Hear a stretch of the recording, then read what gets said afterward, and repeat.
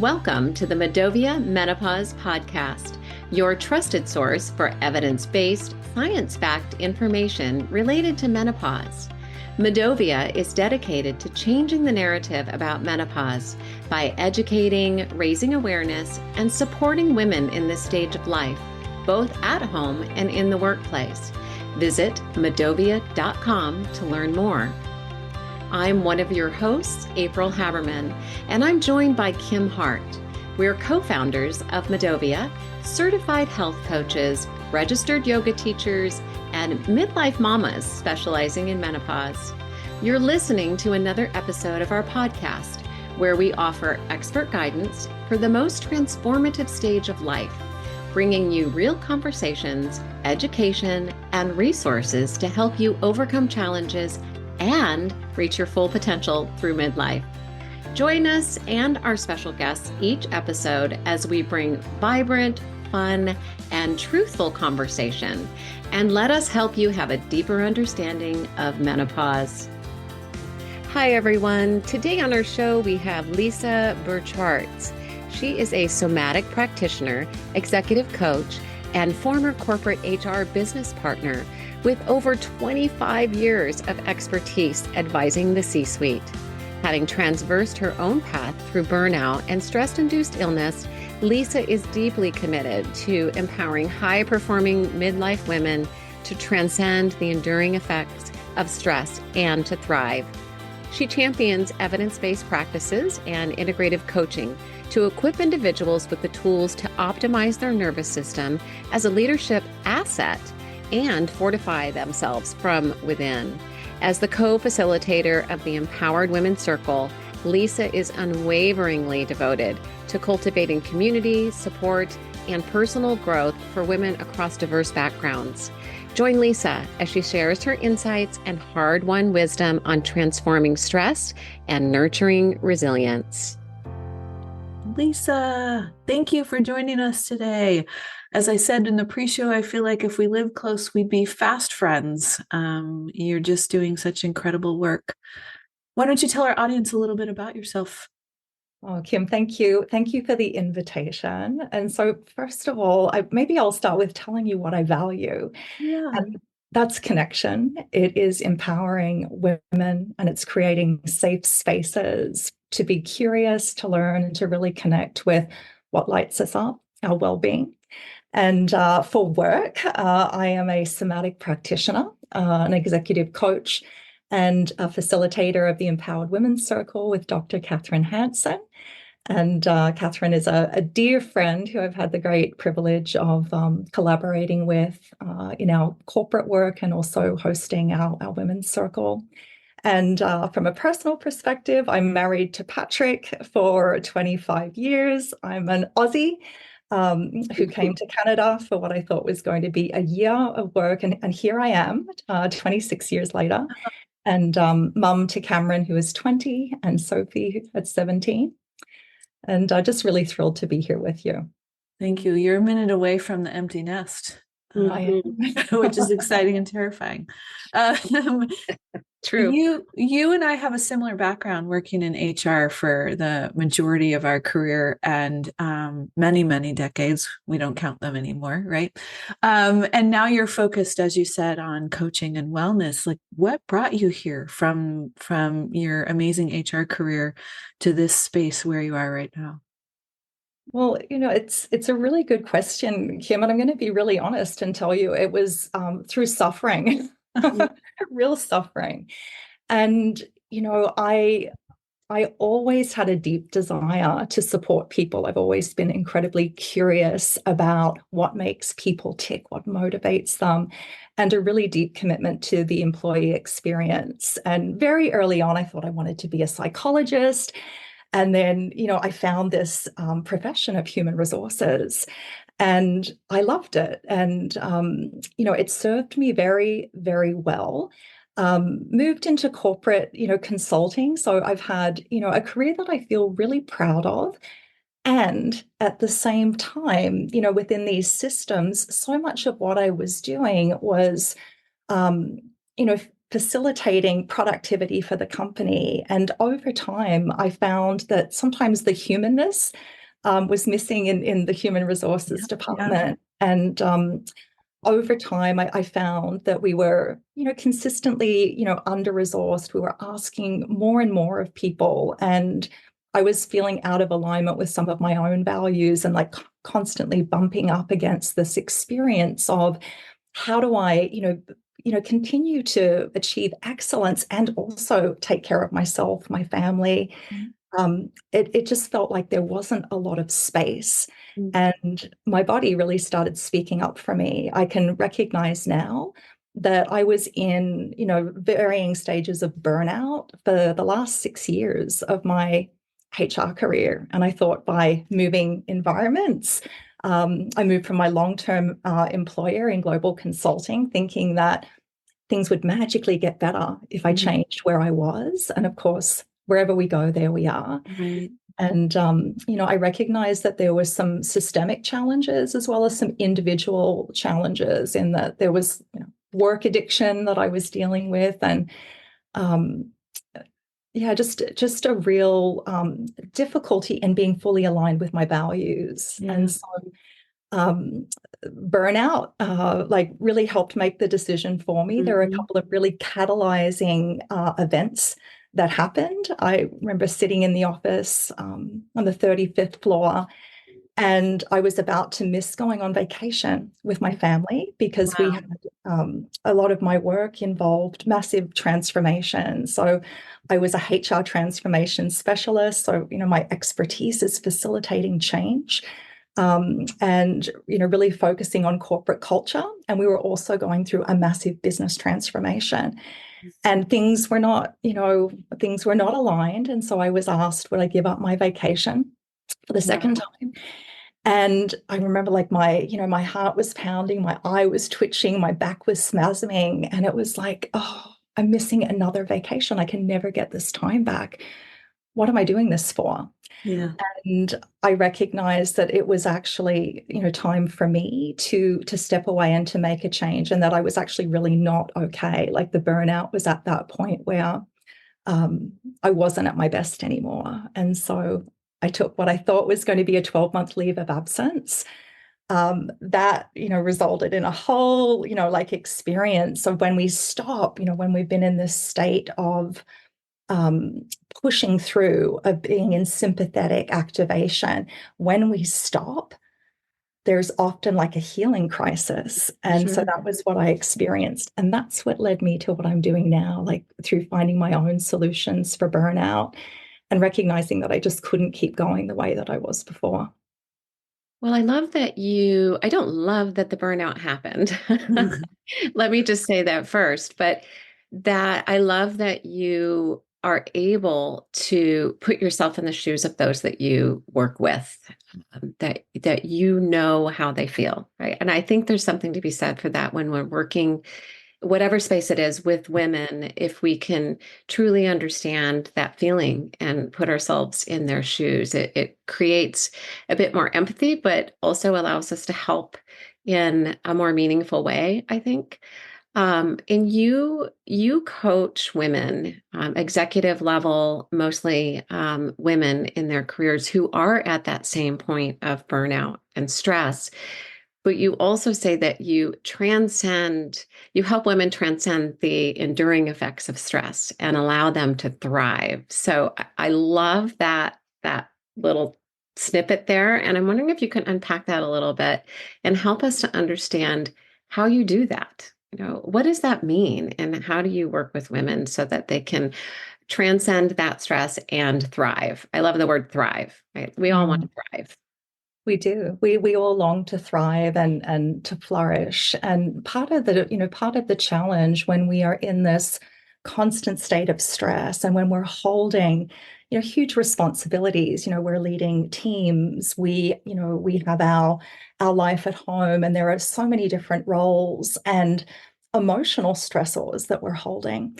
And through that state of busyness, what can really happen is that we don't have an opportunity to process and metabolize the stress that we're, going into on a daily basis. So these are really full days at work, and then we're coming home and we're met with, whatever challenge. We're whole humans. The stress doesn't stop when we leave the office. We're on this like 24/7 hamster wheel of connection. And if there aren't those really strong boundaries, we can end up, in a situation where we almost like leave our bodies.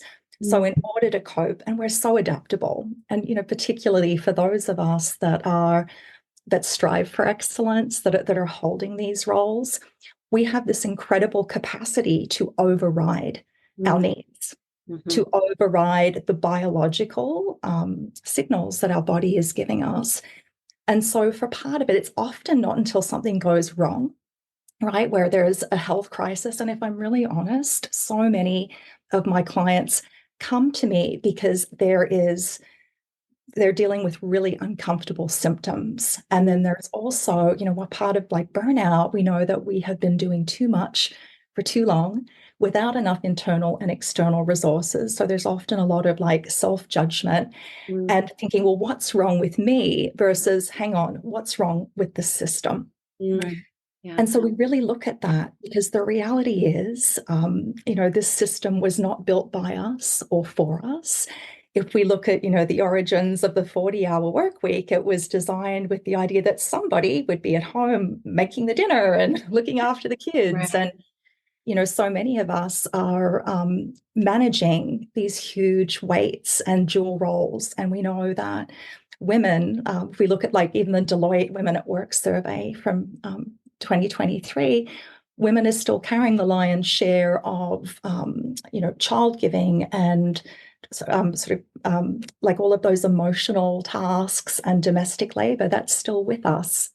And so part of it is really looking at I meet each woman exactly where she's at, and we do a real inventory of what is actually, present, and then how are we dealing with and embodying stress. So what are some of these physical symptoms? We break out the various stressors. So, what is it that we're dealing with on a day-to-day basis?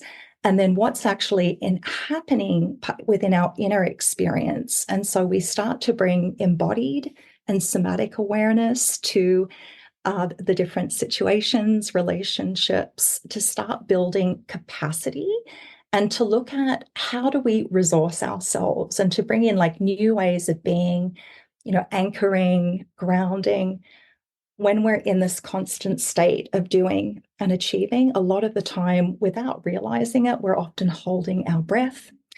We are, in a posture where we're bracing. So a lot of like, oh, I've got like terrible neck pain and I've got like migraines and headaches. And so when we're stressed, all of our nervous system really like locks in on the stressor.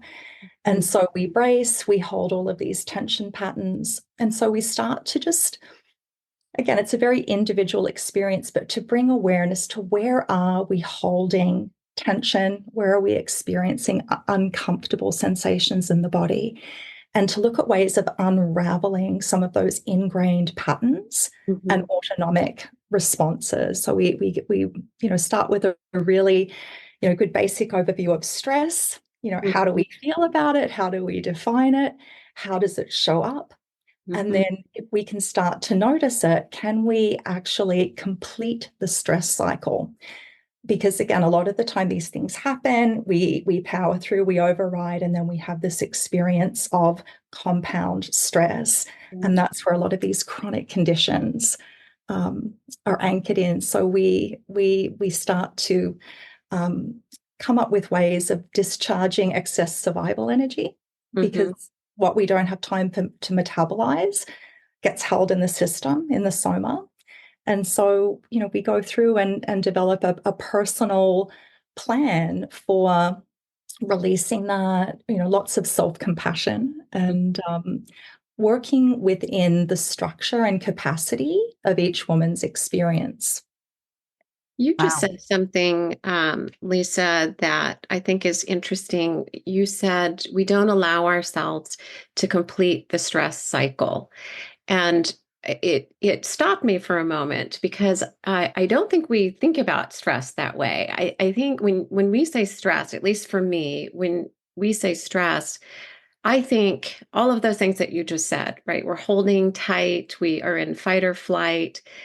And I don't think I've ever thought about stress being a cycle and allowing myself to complete the stress cycle. So when you say complete the stress cycle, tell me what you mean by that. And I think you just unpacked it a little bit here, but what do you mean by completing that stress cycle? Can you just chat with us a little bit about that?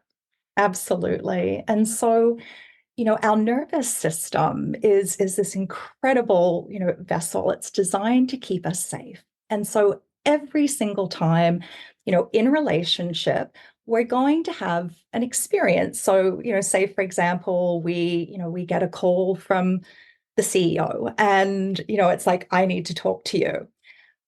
Without knowing what it's about, we're having a physiological response. So our nervous system is creating an experience. So it's like, oh, like we'll maybe get like a knot in our stomach, maybe our heart will start to race, and then these symptoms will create a story. Mm-hmm. And so, perhaps then we get on the call and everything's fine. And, then there is like the call from the kids' school. And we don't have time to process it. But in the meantime, we've had this physical response to this event. Mm-hmm. In an ideal world, after the meeting, we'd be able to say, oh, wow, that actually worked out just fine. Mm-hmm. How am I right now? Oh, gosh, you know what? My heart's still racing a little bit here. And, I'm like really feeling the need to, shake this out. But we don't do that. So, when we have this stress response, our energy is mobilized. And a lot of the time, then we don't actually have time to notice what's happening and then to allow it to play out. Mm-hmm. And then we go on and we experience the next thing, right? The call from the kids' school or whatever it is. And so we're having these constant experiences of being activated, of having all of our cortisol and all of these bodily experiences that then kind of get like they can become stuck. And when we have spaciousness, when we actually, can give ourselves breaks and just like, wow, okay, whew, how do I feel about that? Can I go for a walk? We're designed to discharge stress. Mm-hmm. We're not actually like programmed to hold it, but in our 24/7 culture, we're constantly being activated. Mm-hmm. And if we even think about getting on our phones and the news cycle and all of these sort of pictures, our biology hasn't caught up with the state of technology. And so we're often in this constant state of stress activation. Mm-hmm. The best way to discharge that is by moving, like noticing what's happening and then attuning to, what does this energy want to do? Mm-hmm. How can I release this? And that's why like exercise is so powerful for us, or we can use our breath, but we need to do something. Mm-hmm. Or over time, it accumulates and it can become chronic. Makes sense. April's famous for doing dance parties. Oh, all the time. And I have a turntable downstairs, and I'm so excited because we have a new record store in our town. And so some new tunes, Kim. But yeah, I mean, and to that point though, it really doesn't matter how you move, right? I mean, we just need to move. We're not talking about joining a gym necessarily and having high impact workouts. Just go out and walk or have a dance party or shake it off, shake it off. Exactly. Yes.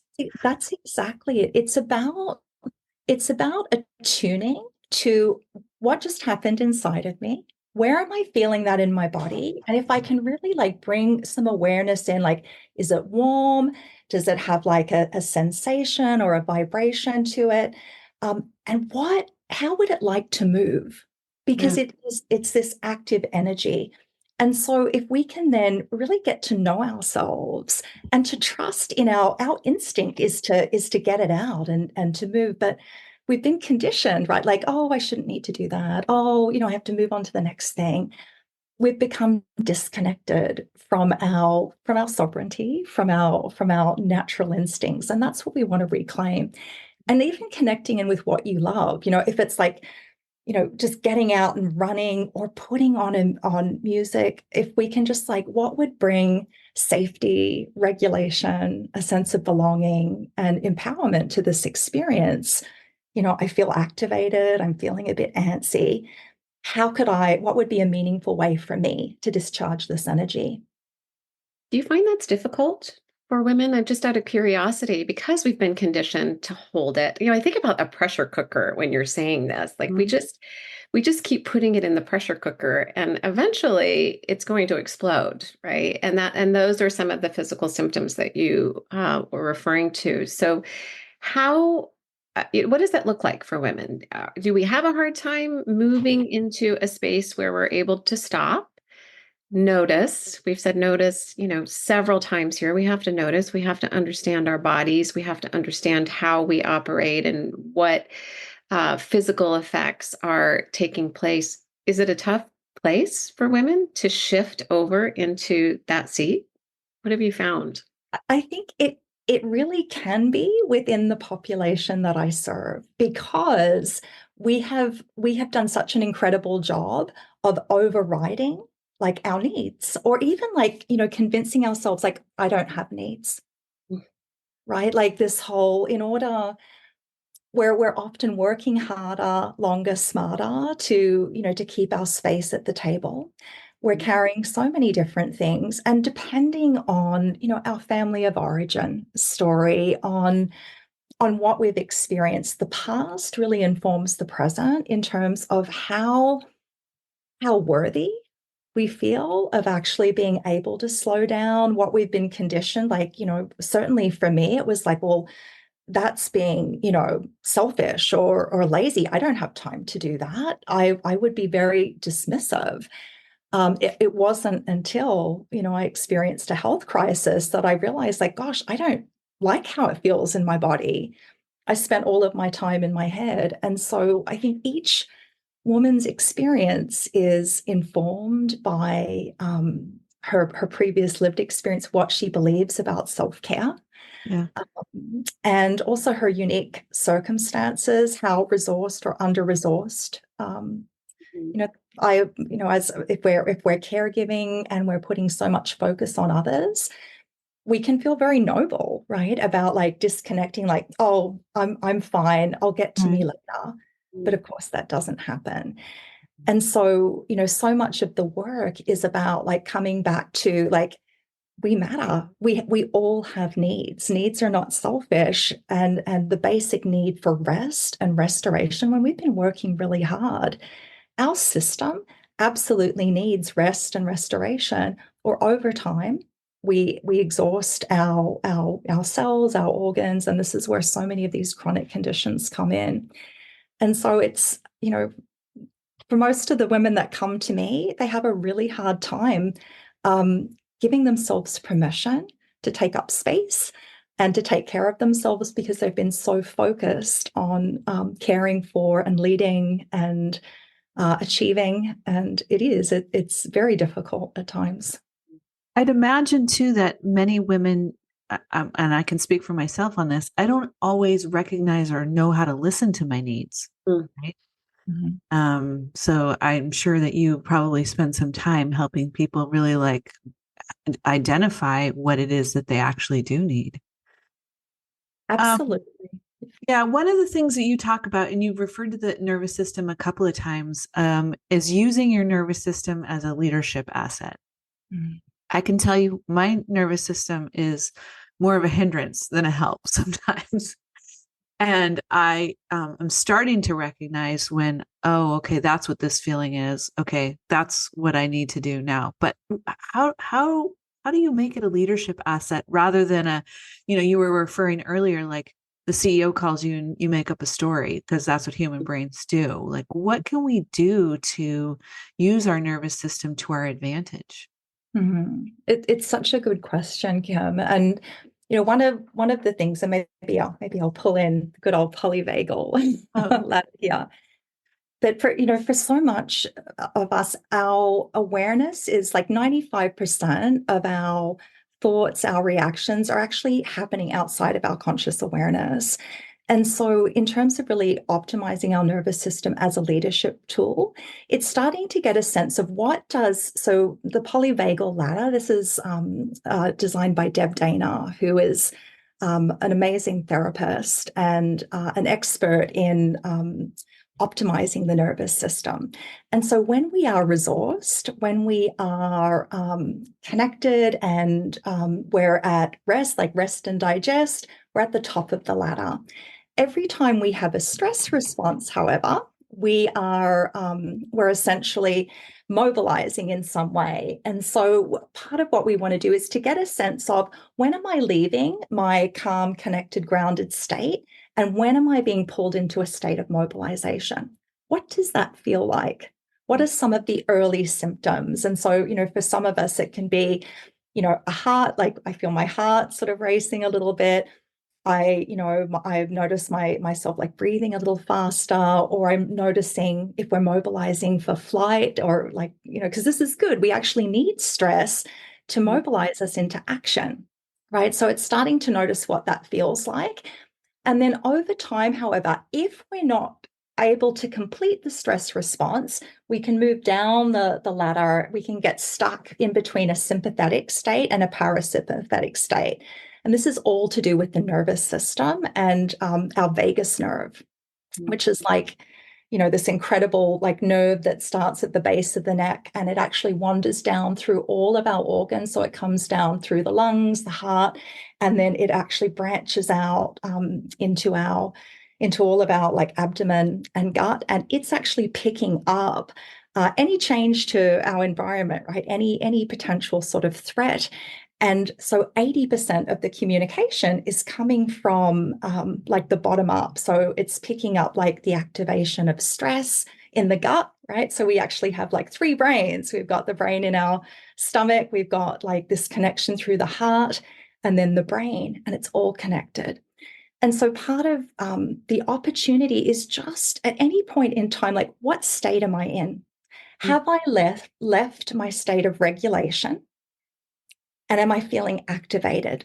And so then what we can essentially do, if it's like, okay, I notice myself starting to mobilize, is there really a threat here? Right? Because so much of what's happening isn't always based on what's happening in the present moment. Our nervous system has a negativity bias, and it remembers and stores every humiliating, difficult, awful thing that has ever happened to us and that we haven't had time to process. It's scanning and like, this feels just like that time. We're not registering that, but this is what's happening here. And so part of it is recognizing, I'm having a response. And so really coming in and getting to understand what brings me back to regulation. Right. Right. We can't think our way out of that, but if we start to notice, and so for me, as soon as I notice an activation, I'll immediately bring my attention to my feet, my seat. I'll check in with my breath, and it's like, oh yeah, you know what? I'm holding my breath. Can I start to bring in a longer exhale? Can I ground and anchor myself in the present moment and actually notice, okay, having this response, but am I actually safe right now? Right. And so, we can do that by like looking behind us, the survival brain, like, we have an amygdala hijack. We can bring ourselves back online by showing the survival brain, there's no tigers or things out to come, and allowing our eyes to orient, perhaps coming back in, putting a hand on the heart and just coming back in. And then we're able to come back into this state of parasympathetic calm, where we have access to our higher mind and our resources. Yeah. Amazing. I wish our daughters could like learn this early on and not when they're at mid-age, after all the things and pressures that are going on with them during this time. I wish I'd learned this 3 years ago. It would have saved me a whole lot of suffering. It took a collapsed lung and 2 trips to the ER. just great tools for anyone at any age, right? Yeah. Not just females, males, all of us. People. It's a Everyone. great tool to have. I remember it reminds me of my daughter's drama teacher, and it can be quite nerve-wracking getting up in front of a group of people, and your physical self begins to process, right? Your fight or flight because you're afraid. But that was their word. If someone felt really uncomfortable and stressed and in that fight or flight, the whole drama group would just say, safe, safe, safe. And it was that same thing that we're talking about here. Like, look around, you're safe, you're safe. Tell your body that you're safe. Which is what we're talking about here. And I've noticed too, most of our listeners will be actually listening and not watching our YouTube channel. For those that can't see your body language, Lisa, throughout this podcast, you have been breathing. As you're talking about tools that women can use and how their body is responding, you are taking nice deep breaths and you're exhaling and allowing your body to relax. And you just spoke to that tool and that extended exhale and tapping into the parasympathetic nervous system. And I just wanted to point that out and how breath is so important. Even through the conversation that we're having right now, we're breathing. Yeah. So thank you for that. Thank you. Well, I feel like we could probably have a 3-hour long podcast and go deeper in these things. So maybe we'll have you back sometime, because I think that your knowledge and experience and just your reminders, because some of them are so like, of course, yeah, right, breathe. Like, oh, okay. Catch yourself when you're telling yourself a story and take a moment to understand what's happening. I think it's really powerful, and that we forget to do it in those stressful moments. And slow down, right? Take it from drive and put it into low gear here. Just shift. Yeah. A purposeful pause. Yeah. So we can all take a purposeful pause and check in with ourselves. Well, as we're coming to a close on this, 2 questions. Is there anything else that we didn't ask you that you would like our audience to know? And how can they find you? Where are you in this internet world that people can look at your work? Beautiful. They're wonderful questions. Well, I think what I would love people to know, and April, you touched on this. One of the most beautiful resources that we have is the power of other nervous systems. And when we feel safe, seen, and connected, when we receive that support from community, that's actually one of the most healing resources that we have. That actually helps it actually helps shape our nervous system. And so, getting really clear on who in my network, can I really be myself with? Who do I feel calm and connected with? Which of my relationships are restorative? And so as we're coming through this cycle of burnout, prioritizing those relationships, really prioritizing what lights us up. And so, one of the things I'll share, in addition to my work, part of my own burnout recovery involved some equine therapy. So part of what I love to do, and it's like my passion work, is leading equine facilitated wellness retreats and actually co-regulating with horses, because they're just incredible, safe. They're masters of the breath. They breathe 5 times more slowly than we do. So for anybody who has been experiencing chronic stress and who has experienced, like betrayal or, different things where we can feel very unsafe, going back into a corporate environment, if we've experienced burnout. And so that's something sort of fun and interesting about me. That was something that I just did for part of my own recovery. And it's just become, a great passion. And, when we can create space to notice what lights us up, like for me, it's also nature, making time for what we love is one of the most healing and beautiful things that we can do. It's essential to our recovery. And you can find me. I have a website, so lisaburchartz.com. I'm quite active on LinkedIn. And you can also find me through Dr. Catherine Hansen. I'm part of her team there. And either of those places you'll be able to connect in. Excellent. All right. Well, at the end of every podcast, we do a lightning round of questions, and they're not hard, but we love them because it's fun. So, would you consider yourself an early bird or a last minute person? Oh, so it depends on the situation. My mind went to I'm an early bird because I'm an early riser. It depends on the health of my nervous system. If I'm not in my state of regulation, I can tend to get stuck and procrastinate. So that's my honest answer. Yeah, I love it. Okay, how about meditation or sound bath? I view both of them as meditation. I love a sound bath. I'm very I'm really connected to sound and vibration. If I had a choice, sound bath. Yeah. We love them too. I can't get enough of them. Formal events or casual get-togethers? Casual get-togethers. Yeah. Me too. That's my nearest and dearest. Yeah. Quality over quantity. For sure. Okay, so the last question that we have for you, Lisa, is what is the best piece of advice you've ever received, or just a good piece of advice? I'm going to say it's you that I matter, my needs matter, and that I deserve the same compassion, care, and resourcing that I give to other people. And I share that with my daughter. My unique experience is so needed. And for each and every one of us, like, it's letting go of that pain of comparison and FOMO. It can be very difficult to do, but trusting our instincts, our natural rhythms, and reconnecting to ourselves to really uncover the unique, purpose and gifts and contribution that only we can make. Wow, love that. So much for that reminder. We need to be reminded of that over and over and over again. So thank you for that. And thank you so much for being here with us on the podcast today. I know that this episode is going to be of great value for so many people. So thank you. It's a pleasure meeting you. Yeah. Thanks for the invitation. It's been wonderful. Of course. And that, my folks, is a wrap. Until we meet again, go find joy in the journey.